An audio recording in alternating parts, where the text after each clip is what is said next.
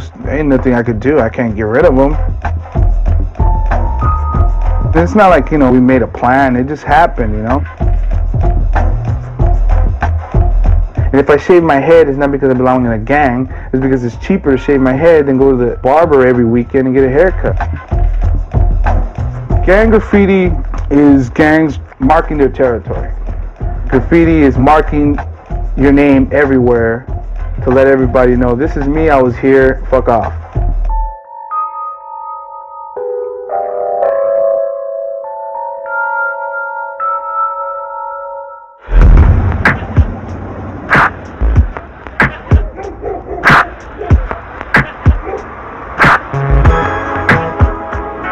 It's all about PMS. It controls all of us girls. What is a pink hammer? We work with Claw because she makes great clothes. And she lends us a lot of cachet, being a little superstar around town. My name is Claudia, so my nickname derived from that. When I was about 8 years old, my friend's older brother came home all high and drunk and said, oh, look, it's the Claw.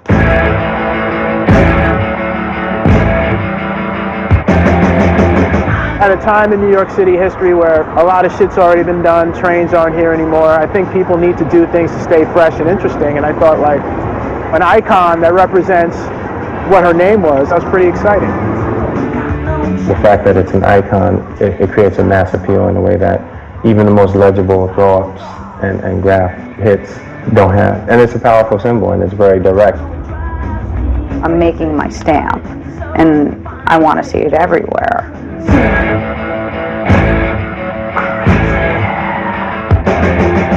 If you don't bomb, then you can't peace. Don't bother. If you can't support your name, then you have no business writing graffiti, because graffiti is not just the pretty part. Piecing is kind of the glossy exterior. It's like, look, we're artists, but to get to that level, you had to spend a couple years on the street creating a name and a rep for yourself. When I first noticed her claw symbol, I thought her whole fashion background, claw, her real name, her personality as an individual, it all kind of came together, and using that icon was perfect. I mean, it was unique in its own way, but yet it's kind of summed up who she was, who she is. Pimpin' man slut, power money sack, gaining mad spa, huffing mad skunk, punching many suckers.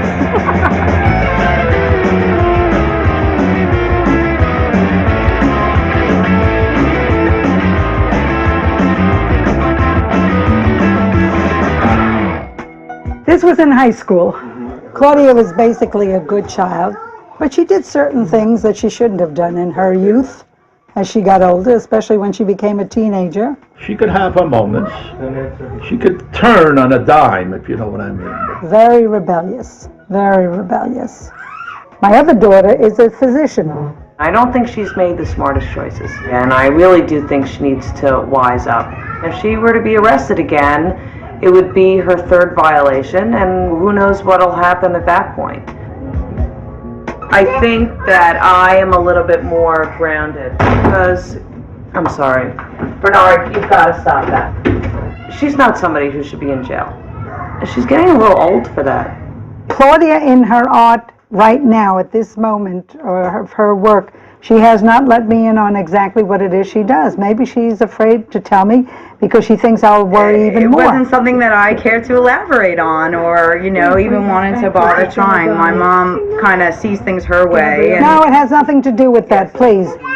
I have not learned to appreciate graffiti I don't art. think my mom really likes graffiti art. I remember her distinct reactions were, why can't you paint a tree or a flower? Why do you always have to write the name? It's so immature. She produced graffiti. She did graffiti. I really kind of never really talked to her about it. She couldn't understand, or I don't know, maybe I just never gave her the chance to. I think she doesn't tell me where she's going, because if I knew, I might drive over there and pull her by the hair back into the car. So that might be one of the reasons why she doesn't mention it to me.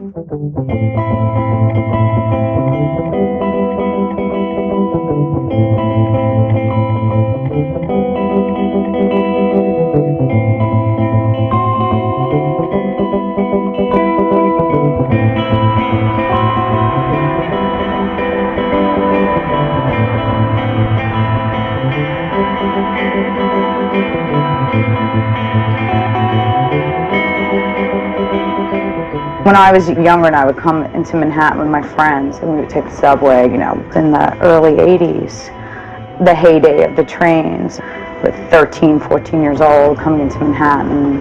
You would get on these cars and you would be just so impressed. It was unbelievable to like travel in this like shuttle of art.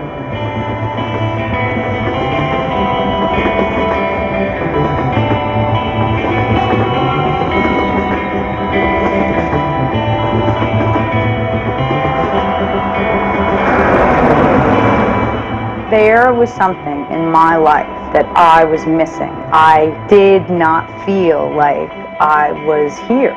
And I really wanted to prove to myself, like, oh, look, I am here. There's my name.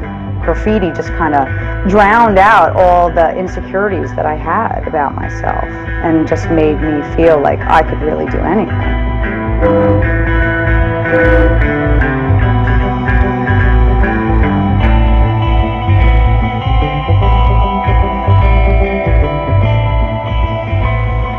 You're walking, there's no one around, it's just this like private little world.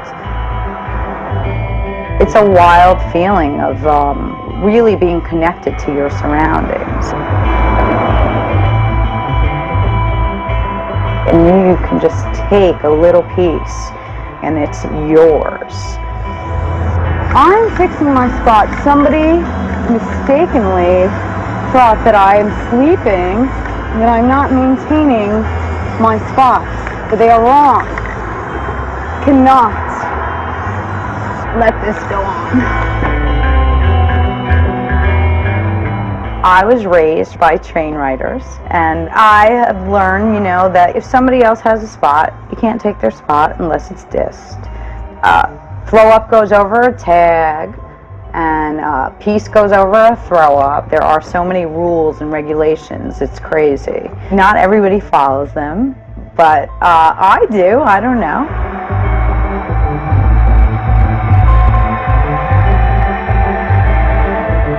My boys from MBS. This will take 4 seconds to get rid of this.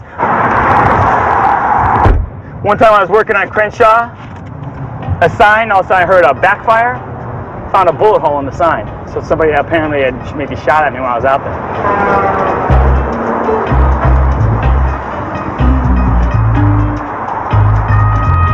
I'm gonna leave it like that for right now, just because you can't read who it is.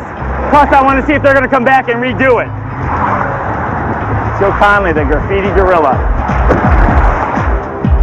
In the 9 years that thing's been up, no one's ever tagged it. You might as well just get out of the graffiti movement and you start doing that. I would go out night and day and paint down every piece of graffiti you have.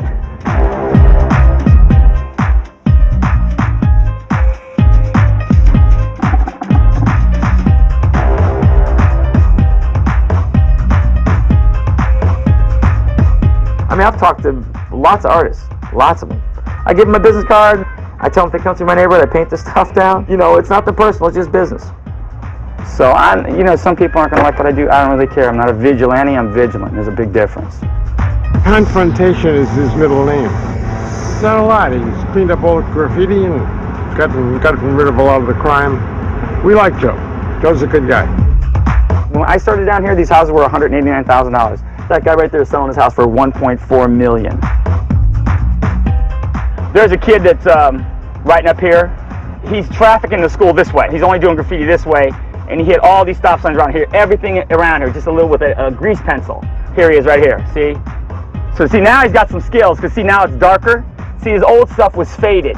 So see, I would take a picture of this, because I'm gonna go to school and ask all the kids who BLT is. And I know it ain't bacon, lettuce, and tomato. So, and then they'll tell me who it is, and then I'll go to his parents' house and I have a little chat with him. And then that'll be it for him in my neighborhood. You get a kid and you bust him in his school for graffiti and you think you got him in trouble. When in actuality, what you just did was made him a hero.